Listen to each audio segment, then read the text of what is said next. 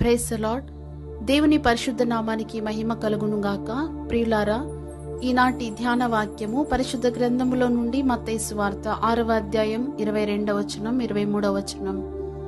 దేహమునకు దీపము కన్నే, నీ కన్ను చెడినదైతే నీ దేహమంతయు చీకటిమయమై ఉండును అని వ్రాయబడి ఉన్నది. ఇది ఒక అర్థములో నీ కన్ను చెడినదైతే నీవు చెడి ఉన్నావనియు, నీ కన్ను కీడైనదైతే నీ జీవితమంతయు చీకటిమయమై ఉండునని చూపుచున్నది. మీరు జాగ్రత్తగా లేకుంటే మీ కన్నులు మిమ్మును పాతాళ కూపములోనికి దారి తీయించి దాని అగాధములోనికి పడద్రోయు పాతాళ లోక ద్వారముల వలె మారునని ఇది సూచించుచున్నది. సంసోను జీవితము ఈ భయంకరమైన జడిపించే సత్యమునకు నిదర్శనముగా మనలను హెచ్చరించుచున్నది. ప్రియులారా, న్యాయాధిపతుల గ్రంథము 16వ అధ్యాయం 1వ వచనం 21వ వచనము. అతడు ఏ స్థలము గాజాలో నేత్రాశకు చోటిచ్చెనో ఆ స్థలమునకి బంధించబడిన వాడై కన్నులు ఊడబెరకబడి కొనిపోబడెను. ఇది మనకందరికి హెచ్చరికగానున్నది. నీవు నేత్రాశకు చోటిచ్చినట్లయితే నిశ్చయముగా ఒకానొక దినము అపవాది చేత బంధింపబడదువు. నీ ఆధ్యాత్మిక నేత్రములు ఊడబెరకబడును. కన్నులు హృదయములోను మనస్సులోను తలంపులలోను సంధించబడి ఉన్నవి. సామెతలు 15:30. కన్నులు అపవిత్రమైనప్పుడు హృదయము మనస్సు కూడా అపవిత్రమైపోవును. యోబు గ్రంథం 31:1-7 వచనాల్ని మనం చదవగలము.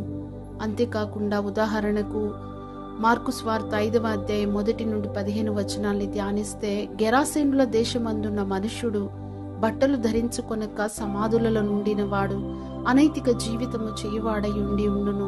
ఆ మనుష్యునిలో సేన అనగా సుమారు 6,000 దయ్యములు ఉండెను.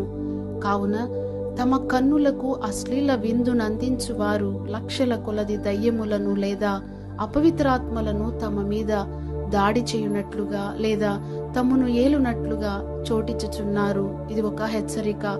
అటువంటి వారికి తమ మరణ సమయములో ఏమి సంభవించును అంటే, వారి జీవిత కాలములో వారి మీద దాడి చేసిన పిశాచులన్నీ వారి మరణ సమయములలో అన్ని కలిసి వాటికి వీలైనంతగా ఘోరాతి ఘోరముగా వారిని పీడించును.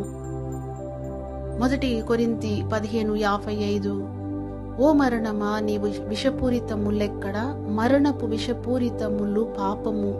ఇదే కొరింథీయులకు రాసిన మొదటి పత్రిక 15వ అధ్యాయం 55-56 వచనాల్లో చూడగలుగుతాం.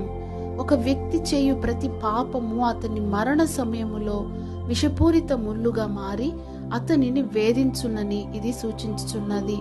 ఆవేదన నొప్పి నిత్యమంతయు కొనసాగును. అయితే మన ప్రభువైన యేసుక్రీస్తు జీవితాన్ని గమనిస్తే, మనము పవిత్రమైన తలంపులు గలవారమగునట్లు ప్రభువైన యేసు అధికముగా శ్రమనొందిరి. మన మనస్సు యొక్క పరిశుద్ధత కొరకు, మన సమాధానార్థ శిక్ష నిమిత్తము ఆయన శిరస్సు మీద ముండ్ల కిరీటము పెట్టబడెను. అది ఆయన తలలో దిగునట్లుగా రిల్లుతో తన మీద కొట్టిరి. దీని కొరకు సైనిక గుంపంతయు ఒక శతాధిపతి క్రింద కనీసము 100 మంది సైనికులు అందరూ సమకూర్చబడిరని మత్తయి మార్కు సువార్తలోనే చెప్పబడి ఉన్నది. మత్తయి సువార్త 27:27-30, మార్కు సువార్త 15:6-19. ఒక గవర్నర్ యొక్క సైనికులు ఎటువంటి వారుగా నొందురు అంటే, అతని అంగరక్షకులు ఆ పరిసరాల్లోని ఉత్తమ సైనికులందరూ ఏకముగా కూడి ప్రభువైన యేసు యొక్క ముళ్ళ కిరీటము పెట్టబడిన తల మీద రెల్లుతో ఒకరి తరువాత ఒకరు కొట్టుటను ఊహించుడి. ప్రభువైన యేసునకు ఇంత అధికముగా వేదన కలిగించు శిక్ష దండన విధించుటకు అంత ఎక్కువ మంది సైనికులు పిలువబడి ఉండిరి. ఇవన్నీ మన తప్పైన తలంపులకు, మన మనస్సులోని పాపముల కొరకే. ఒకసారైనా ఆలోచించారా?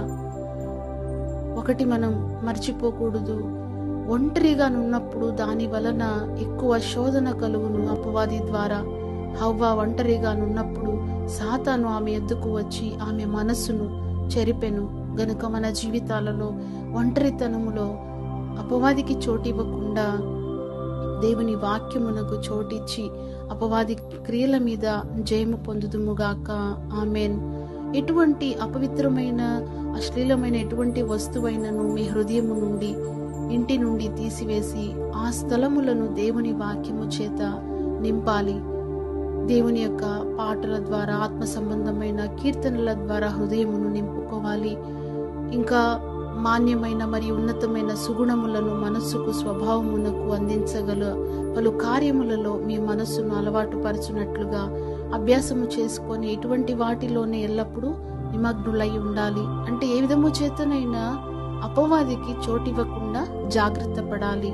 అలాగున్నట్లయితే ప్రభువైన యేసు యొక్క రాకడ ఆలస్యమైతే మీ మరణ తరువాయిలో విషపూరిత ముళ్ళులను కలిగి ఉన్న దయ్యమేదియు మిమ్మును పీడించలేదని మీరు నిశ్చయపరచుకునవచ్చును. మీ మరణ సమయములో యేసు ప్రభువు తన సమాధానము చేతను, కృపచేతను మిమ్మును నింపును.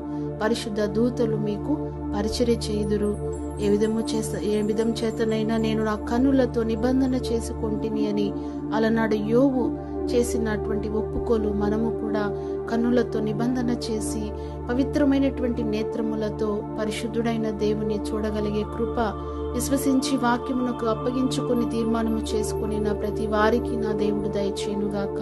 ఆమేన్.